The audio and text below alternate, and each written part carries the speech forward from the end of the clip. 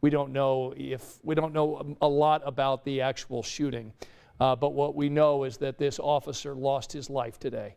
And I want to show you some video now from the procession that took place today outside the Terre Haute Police Department. A lot of people were out there, a lot of police cars, a lot of flags out there, people paying tribute to Greg Ferenczi. He was on assignment with the FBI task force on behalf of the Terre Haute Police Department. And this was the procession earlier this evening. Now, the FBI and the Terre Haute police chief plan to release more information about the suspect and the investigation tomorrow. That's according to the state police superintendent. We do know that an FBI agent shot and wounded the suspect, and that suspect is currently in custody getting medical attention at a local hospital. And so our hearts are going out tonight to this brave officer, Greg Ferenczi, a detective with the Terre Haute Police Department. Look at all the cars that were out there for today's procession. I want you to hear a little bit from Doug Carter, the Indiana State Police Superintendent, who came out and talked to reporters about Greg Ferenczi. Greg Ferenczi was a good man, a 30-year member of the Terre Haute PD and worked in this community for many, many, many years. It's a sad day for this community and for the Terre Haute Police Department. There will be a lot more information that will be forthcoming in the coming days. So State Police Superintendent Doug Carter updating us on Greg Ferenczi, and at the time of that news conference, he didn't have much more information, but again, within the last hour, we learned that Greg Ferenczi was ambushed and fatally shot. I want to put his picture back up on the screen because I just think it's so important for us to know this man, this hero, this detective whose life was cut short tonight. And our reporter, Alan Carter, will be joining us tonight on the 11 o'clock news to fill us in on what he has learned about what happened today. But again, our hearts go out to the family and friends and the police department in Terre Haute. This has been a difficult time for that police department. They have lost, according to the state police superintendent, they've lost 3 officers in violent crimes in the last 10 years. So this has been a difficult time for that Terre Haute Police Department. And you know, certainly we as viewers and those of us here in the media, we can only imagine the kind of pain that this family is going through tonight. But I tell you what, one group of our community that really knows the kind of pain that this family is going through tonight are the family members of fallen officers. And so we decided that we wanted to reach out to one of those family members tonight. You all remember IMPD Officer Brianne Leith, who was shot and killed while going to a domestic situation back in April of 2020. Another brave officer who's out there doing her job and going into dangerous situations.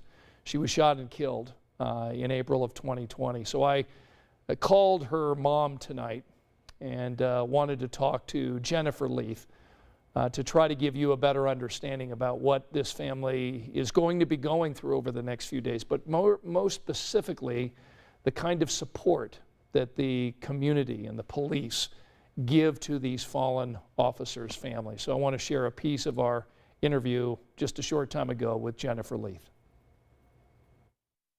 Jennifer, thanks for joining us tonight to talk about this tragedy over in Terre Haute.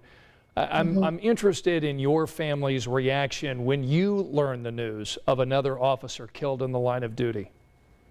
Well, instantly my heart broke, and a couple things happened simultaneously. One, it took me immediately back to the moment that we found out something had happened to Brianne, and then also we are friends with the Pitts family, another officer family in Terre Haute that suffered a loss there as well. And I immediately reached out to them and just our heart goes out to them because now this family is in a group that no one wants to be a part of.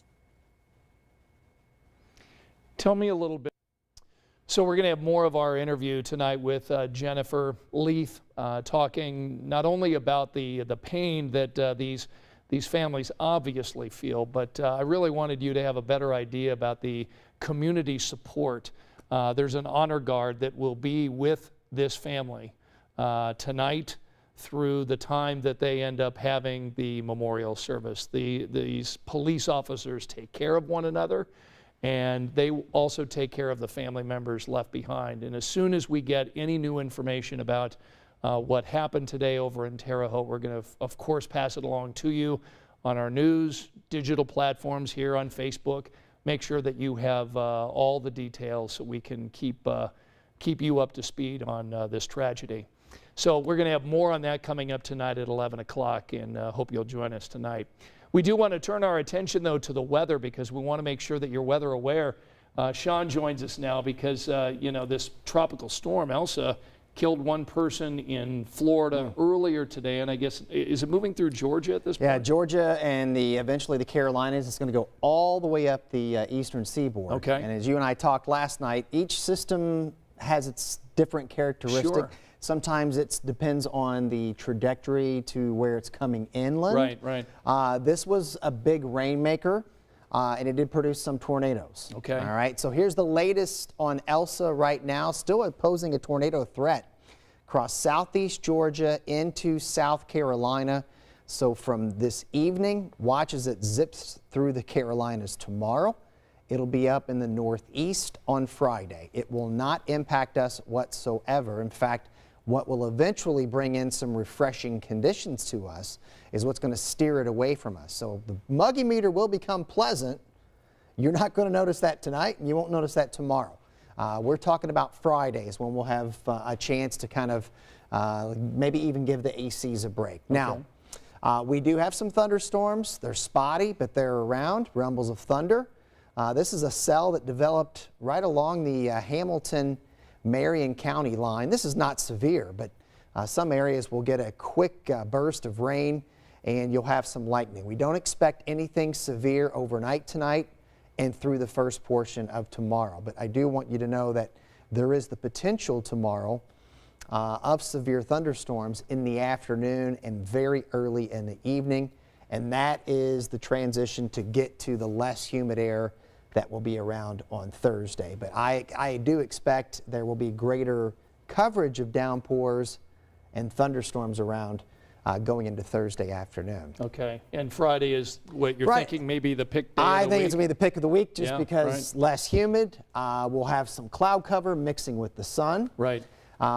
Slight chance of rain. Weekend looks unsettled right now. And the weather maker that gets in here on the weekend may not be a quick mover. Okay. Meaning Angela might be talking about this thing come next Monday and Tuesday, Wednesday. This is going to be one of these slow systems that may spin around the Ohio Valley. Okay, so if you've got outdoor plans Saturday, Sunday, and maybe even into Monday. Maybe Saturday early. Yeah, all right. Then I think once we get in the afternoon and evening, we'll start to boost the rain numbers up. So if you want to get some yard work done, you probably want to get it done on Friday. Okay, good to know. Yeah. Sean's going to be with us. He'll have our 7-day forecast, and of course, we'll have our big story.